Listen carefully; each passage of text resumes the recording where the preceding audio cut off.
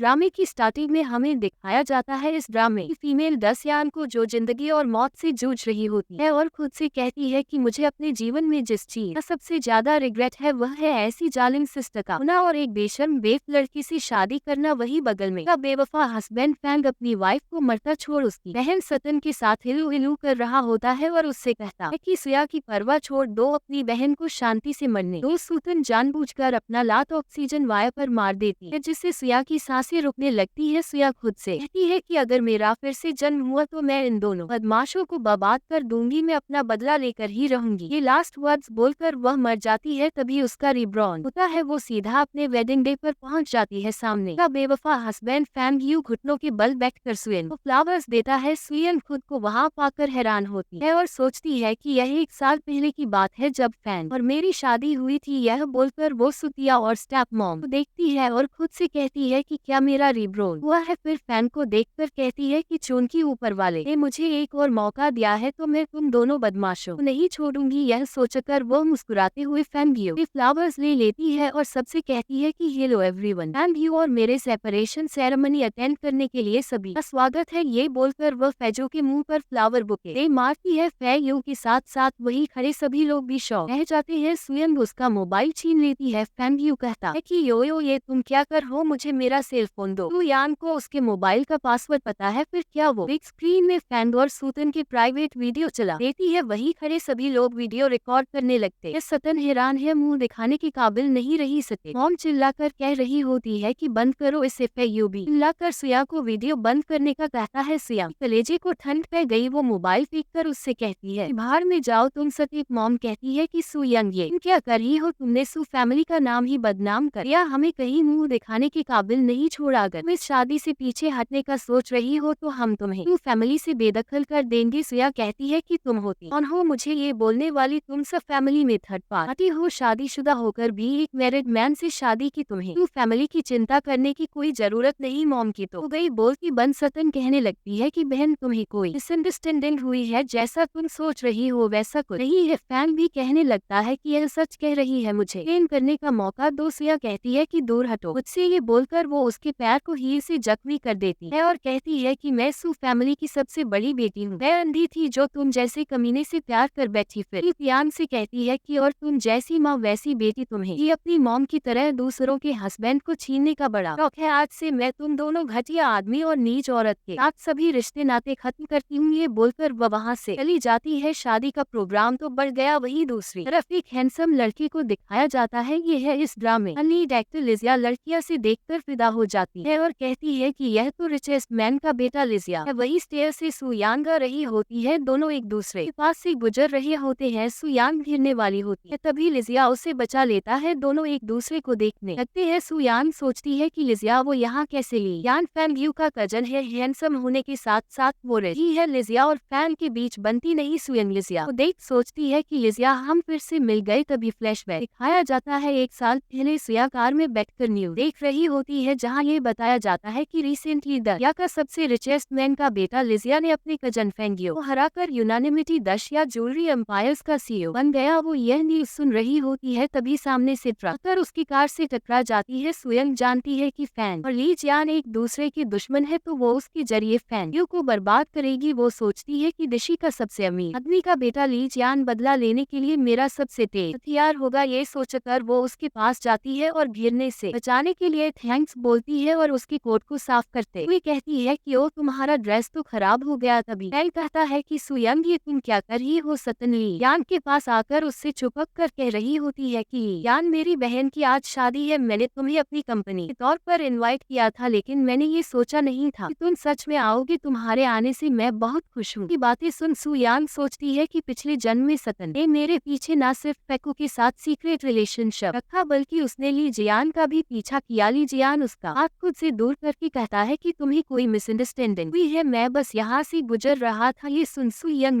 मन हंस रही होती है और ली जियान का हाथ पकड़कर जानबूझकर खुद पर ड्रिंक गिरा कर कहती है कि ओह मेरा ड्रेस गंदा हो गया। फैंग उसके ड्रेस को साफ करने लगता है तो सुयंग पीछे करके ली जियान से कहती है कि क्या तुम इसे साफ करने मेरी हेल्प करोगे। ये देख सुकिया जेलस होती है, वो प्रिया को ली जियान से दूर करके कहती है कि सिस्टर तुम एक नई नवेली दुल्हन होकर यहाँ दूसरे मर्दों के साथ फ्लर्ट करी हो और तुम्हें इससे ये कहते करते हुए शर्म भी नहीं आई। यान क्यों कहता है कि पहले जो कुछ भी हुआ उसके बारे में मैं तुमसे बहस नहीं करूंगा, क्या तुम मुझे एक और मौका दे सकती हो। सुया कहती है कि तुम दोनों का नाटक क्या तुम्हारे पैसों की तरह कम हो सकता है, मैं तुमसे रिक्वेस्ट करती हूँ कि मुझे अकेला खुश रहने दो। ली जियान कहता है मेरा हाथ छोड़ो और तुम लोग जारी रखो अपनी ये लड़ाई। ये बोलकर वह जाने लगता है, तभी सुया उसे रोकती है और कान में कुछ कहती है, जिसे सुन लिजिया मुस्कुराता है और उसे अपने रूम की देकर कहता है कि ऊपर मेरा वेट करो। सुया की लेकर सतन और फैकू को जलाकर वहाँ से चली जाती है। सूतिन ली जियान को रोकने की कोशिश करती है लेकिन वो नहीं रुकता। इसका सच भी सामने आ गया और ली जियान भी के हाथ नहीं आया। नेक्स्ट सीन में सुयांग लिजिया के रूम में होती है और खुद से कहती है कि मैं ऐसा क्या करूं जिससे वह मेरे और करीब हो जाए। ये बोलकर वो लिजिन को पटाने प्रैक्टिस करने लगती है लेकिन चीफ हरकतें उससे नहीं हो पाती, तो वह खुद से कहती है कि यह मैं क्या कर रही हूँ, मुझसे यह नहीं हो पाएगा। तभी पीछे से ली जियान आता है और उसके करीब होकर कहता है कि तुम अपनी मर्जी से यहाँ आए हो तो ये सब करना छोड़ दो। सुया घबरा जाती है, वो उसे दूर हटकर कहती है कि वो तो सिर्फ एक मजाक था, चलो बिजनेस बात करते हैं। ये बोलकर वो चली जाती है। तभी फ्लैशबैक दिखाया जाता है। सुयांग ने ली जियान के कान में कहा था कि अगर तुम ज्वेलरी एम्पायर 4 संभालना चाहते हो तो तुम्हें मेरे साथ कोऑपरेट करना होगा। प्रेजेंट में सुया खुद से कहती है कि ऐसा लगता है मेरा अंदाजा सही था, पिछले जन्म में सूतिन ने मुझे फेंगियो के व्हील डेवलप करने की एडवाइस दी थी और इंपीरियल स्टार चुरा लिया। वो शायद ली जियान को बताने के लिए ये सब कर रही थी। तभी ली जियान आता है और कहता है कि क्या किसी ने तुम्हें बताया नहीं कि लड़कों को वह गर्ल्स पसंद होती है जो उनकी जीत की इच्छा को जगाती है। सुएन कहती है कि पिछले कुछ सालों से ये ग्रुप ने तुम्हारे अंकल की तरफ से तुम्हें प्रेशर देने की लिए साथ इतने सालों से सीक्रेट लड़ाई की है। सभी